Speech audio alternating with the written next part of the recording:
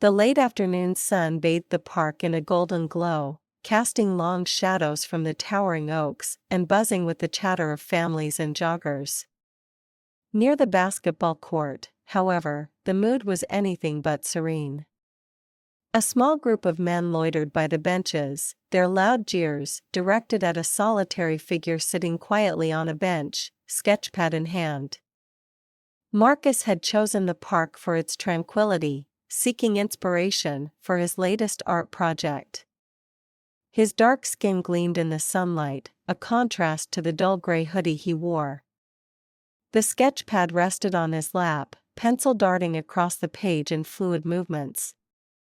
He was used to the occasional stare or whispered comment, but today, the hostility was impossible to ignore. "Hey! What you drawing, Picasso?" one of the men sneered, leaning over Marcus's shoulder. The others laughed, their voices grating and malicious. Marcus's grip on the pencil tightened, but he didn't look up.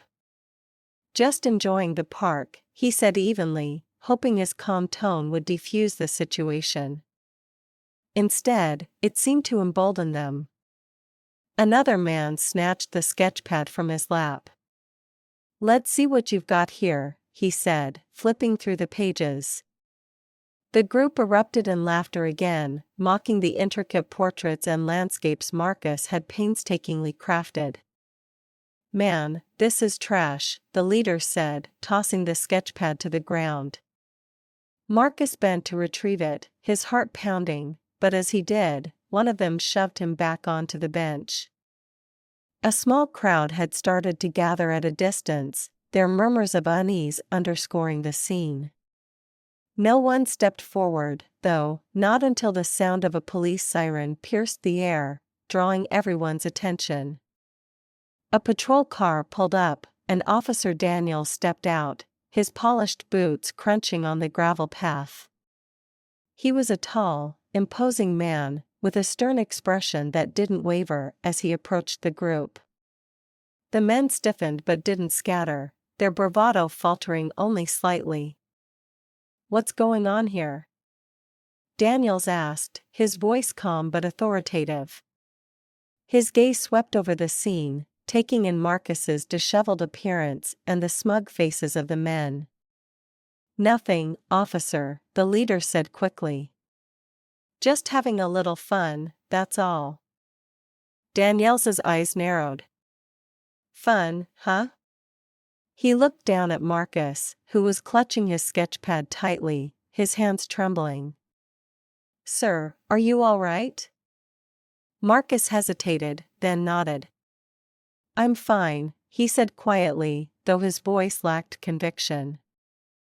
Daniels turned back to the group. "Fun stops when someone gets hurt.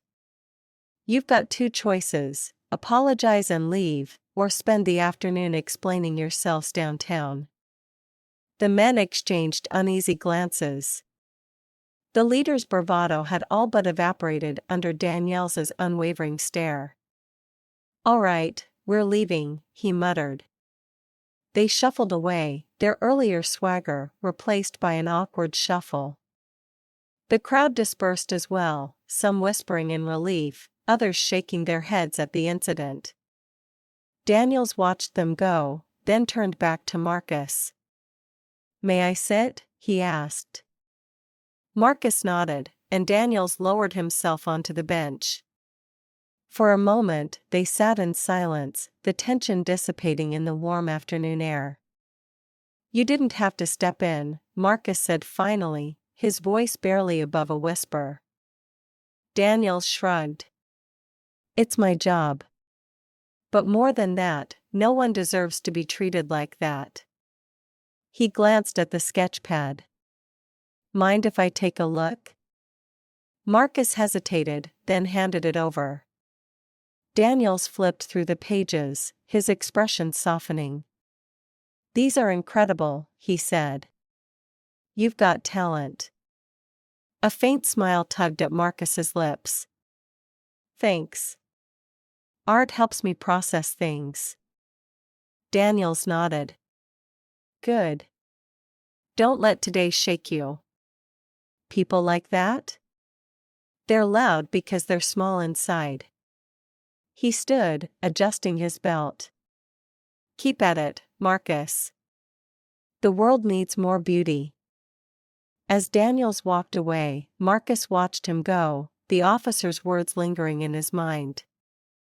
He opened his sketchpad to a fresh page and began to draw, the lines flowing with newfound determination.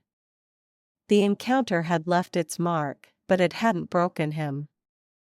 If anything, it had strengthened his resolve to fill the world with the kind of beauty and resilience that no bully could erase. A week later, Marcus found himself back in the park, seated on the same bench. This time, his sketchpad was filled with new drawings inspired by that fateful day. Each stroke of his pencil captured the raw emotions he had felt: anger, fear, and ultimately, hope. His latest piece, a portrait of Officer Daniels standing tall against a stormy backdrop, was his way of expressing gratitude. As Marcus shaded the final details, he noticed a familiar figure approaching. Daniels, now in plainclothes, carried 2 steaming cups of coffee. "You're becoming a regular here," Daniels said with a smile, handing one of the cups to Marcus. "It's peaceful," Marcus replied. "And inspiring." He gestured to the sketchpad. "I actually drew something for you." Daniels raised an eyebrow. "For me?" Marcus nodded, flipping the sketchpad to the portrait. Daniels's eyes widened as he took in the intricate details, from the determination in his own eyes to the tumultuous clouds behind him. "This is incredible," he said, his voice thick with emotion. "You didn't have to do this." "Consider it a thank you," Marcus said. "For stepping in when no one else would." Daniel studied the portrait for a long moment before speaking. "You know, there's a community art exhibit coming up downtown. I'm on the board for it. I think this, and the rest of your work, would be a perfect fit." Marcus blinked in surprise. "You really think so?" "I know so," Daniel said firmly. "Your art deserves to be seen." For the first time in a long while, Marcus felt a surge of hope. The weight of the past week began to lift, replaced by a sense of purpose.